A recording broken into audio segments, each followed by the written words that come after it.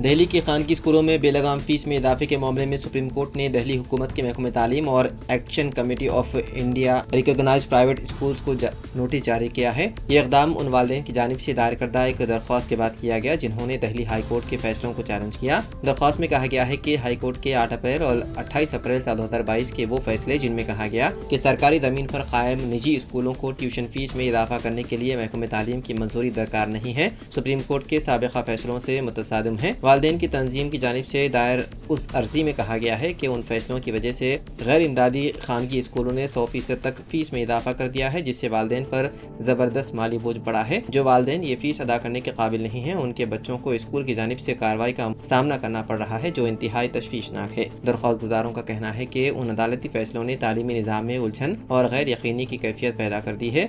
उनका मुतालबा है कि सुप्रीम कोर्ट हाई कोर्ट के उन फैसलों को कालेदम करार दे ताकि फीसों के मामले में किसी किस्म की बदनज़मी ना हो।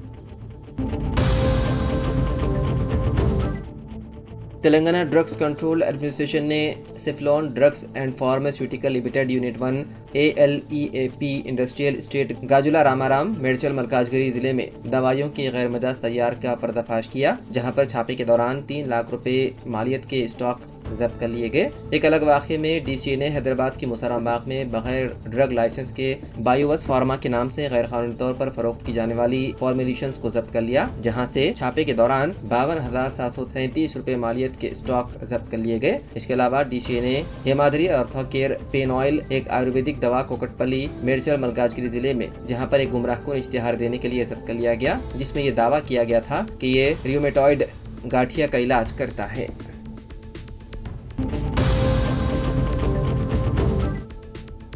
सुप्रीम कोर्ट कॉलेजियम ने जस्टिस अपराजीत कुमार सिंह को तेलंगाना हाई कोर्ट का अगला चीफ जस्टिस मुकर्रर करने की सिफारिश की है। जस्टिस अपराजीत कुमार सिंह, जो इस वक्त त्रिपुरा हाई कोर्ट के चीफ जस्टिस हैं, कॉलेजियम के फैसले के बाद उन्हें तेलंगाना मुंतकिल कर दिया जाएगा। इस महीने की 26 तारीख को मुनक्किदा कॉलेजियम की पहली मीटिंग के दौरान ये सिफारिश की गई थी, जहाँ मुख्तलिफ हाई कोर्ट्स में 34 जजों की तकरीरों और तबादलों से मुतालिक फैसलों को हतमी शक्ल दी गई थी। कॉलेजियम, जिसकी क़ियादत chief justice of India BR Gavai ने मजीद कार्रवाई के लिए अपनी सिफारिश मरकज़ी हुकूमत को भेज दी।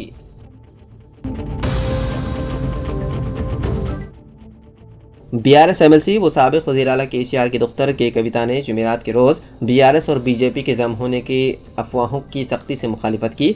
उन्होंने BRS की क़ियादत पर जोर दिया कि वो मुजरिम की शनाख्त करें जिसने उसके वालिद को उसका ख़त लीक किया था, जिसमें उन्होंने बहुत सारे मसाइल उठाए थे। एक साजिश का क़ियास करते हुए MLC कविता ने कहा कि मेरा ख्याल है कि ये मुझ पर हमला है, मुमकिन तौर पर पार्टी के अंदर से ही किया गया है। उन्होंने मज़ीद कहा कि उनकी वफादारी KCR के साथ मजबूती से कायम है और वो उनकी क़ियादत और विज़न के साथ खड़ी रहेंगी। मैं एक योद्धा हूँ, मैं अदाशुदा मदामीन से नहीं डरूंगी। BRS मेरी पार्टी है, इसमें कोई शक नहीं कि KCR एक बार फिर तेलंगाना के वज़ीर आला बनेंगे। कविता ने KCR को लिखे गए ख़त में लिखा था कि चूँकि आपने सिर्फ 2 मिनट तक BJP के खिलाफ बात की, केडर को ये महसूस होने लगा कि मुस्तक़बिल में BRS का BJP के साथ इत्तेहाद हो सकता है। उन्होंने अपने वालिद से कहा कि आपको BJP को ज़्यादा तनक़ीद का निशाना बनाना चाहिए था।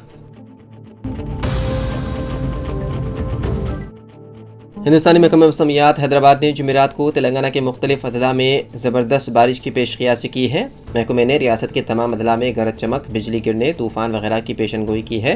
ताहम भोपालपल्ली, मुलुगु और कोत्तागुड़ा अजला में जुमेरात को बहुत ज़्यादा बारिश होने की तवक्को है। महकमा मौसमियात के माहिरीन के मुताबिक तेलंगाना के तकरीबन तमाम अजला में 1 जून तक गरज चमक के साथ तूफ़ान, बिजली गिरने, आंधी वगैरह का सिलसिला जारी रहेगा। माहिरीन मौसम ने मगरबी और जनूबी तेलंगाना के अजला में ज़बरदस्त बारिश की पेशन गोई की है। उनके मुताबिक हैदराबाद में कहीं कहीं बारिशें होंगी।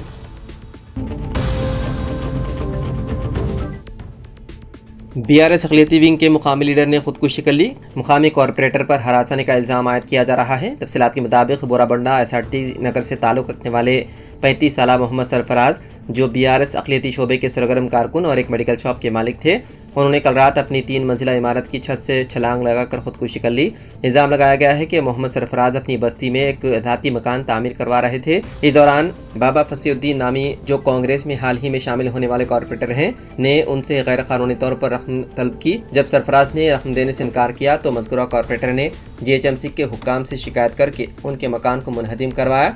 बल्दिया के हुक्काम ने हाल ही में उनके मकान की छत और दीवारों को नुकसान पहुंचाया, जिससे न सिर्फ माली नुकसान हुआ बल्कि सरफराज शदीद ज़हनी दबाव में आ गए। कर्ज लेकर मेहनत से बनाया हुआ मकान बर्बाद होता देखकर वो दिलबर्दाश्त हो गए। घर टूट जाने के गम और ख़ानदान के मुस्तक़बिल की फ़िक्र और ज़िल्लत के एहसास ने उन्हें खुदकशी पर मजबूर कर दिया। सरफराज की मौत की खबर फैलते ही इलाके में गम और गुस्से की लहर दौड़ गई।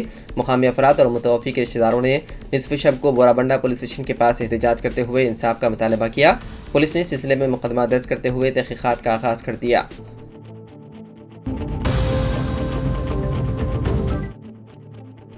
पंजाब की सियासत के एक अहम और कदावर रहनुमा व साबिक़ वज़ीर सुखदेव सिंह ढींडसा का चारशंबे के रोज़ 79 वर्ष की उम्र में इंतकाल हो गया।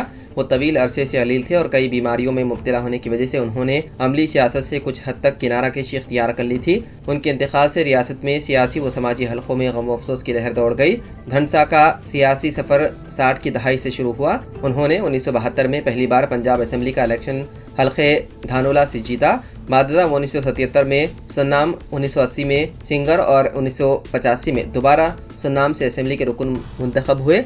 उनकी मेहनत और सियासी बसीरत के बायस उन्हें साबिक़ वज़ीर आज़म अटल बिहारी वाजपेयी की काबीना में शामिल किया गया, जहां उन्होंने केमिकल व फर्टिलाइज़र और खेल के वज़ीर की हैसियत से खिदमत अंजाम दी।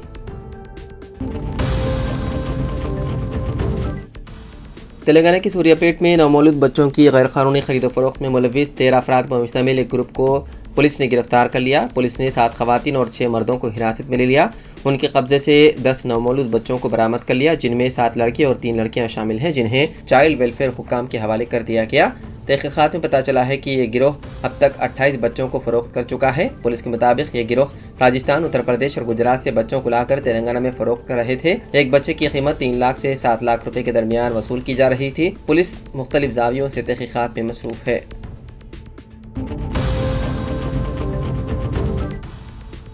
तेलंगाना के निज़ामाबाद ज़िले में एक नाबालिग लड़की को मुबैना तौर पर हमला करने वाले शख्स के खिलाफ पॉक्सको का मुकदमा दर्ज किया गया। यह वाक़या भेगल में पेश आया। पुलिस ने इस मामले की तहक़ीक़ात का आगाज़ कर दिया। तफसीलात के मुताबिक शराब खानों और सड़क पर फेंकी गई शराब की खाली बोतलें, पानी की बोतलें और दीगर स्क्रैप जमा करके और उसे फ़रोख्त कर रोज़ी कमाने वाली 15 साल लड़की अपनी दादी के पास गई और गांव के एक शख्स से उससे मुलाकात हुई। उस शख्स ने उसके साथ ज़बरदस्ती ज़्यादती की, जिसके नतीजे में मुताशर लड़की हामला हो गई। पुलिस ने लड़की की दादी की शिकायत पर इस मामले में पॉक्सो एक्ट के तहत मुकदमा दर्ज करके तहक़ीक़ात शुरू कर दी।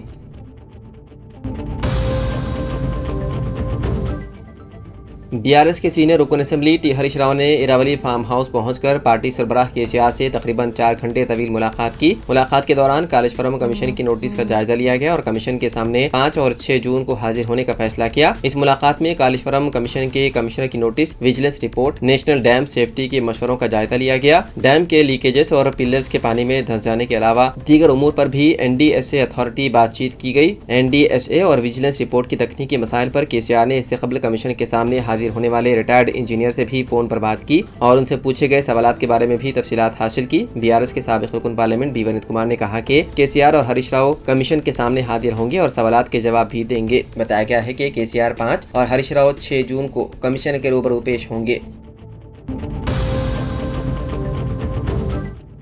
शिल्पा लेआउट के दूसरे फ्लाईओवर का काम तकरीबन मुकम्मल हो चुका है। वज़ीर आला रेवंत रेड्डी 2 जून या जून के पहले हफ्ते में इस फ्लाईओवर का इफ्तिताह अंजाम देंगे। इस फ्लाईओवर से शहर के आवाम को बिलखुसूस IT कॉरिडोर से सफर करने वालों को बड़ी सहूलत हासिल होगी। गच्चीबौली जंक्शन पर ट्रैफिक के मसाइल बड़ी हद तक कम हो जाएंगे और सफर के वक्त में भी कमी आएगी। GHMC के अहदेदार और इंजीनियर उन फ्लाईओवर्स के इफ्तिताह की तैयारियों में मसरूफ हैं। शिल्पा लेआउट ब्रिज से गुजरते हुए रिंग रोड और बायोडाइवर्सिटी ब्रिज पर IKEA फ्लाईओवर पहले ही आवाम को दस्तियाब हो चुका है, जिस पर से गाड़ियां फ्लाईओवर दस्तियाब होने पर आउटर रिंग रोड से बोटानिकल गार्डन रोड तक सिर्फ 2 मिनट में पहुंच रहे हैं। अब शिल्पा लेआउट और वहां से आउटर रिंग रोड तक सिर्फ 2 मिनट में पहुंच जाएंगे। इस फ्लाईओवर की तामीर की लागत 178 करोड़ रुपए है। 1.2 किलोमीटर तवील और 24 मीटर चौड़ा है। ये फ्लाईओवर 6 ट्रैक्स पर मुश्तमिल है।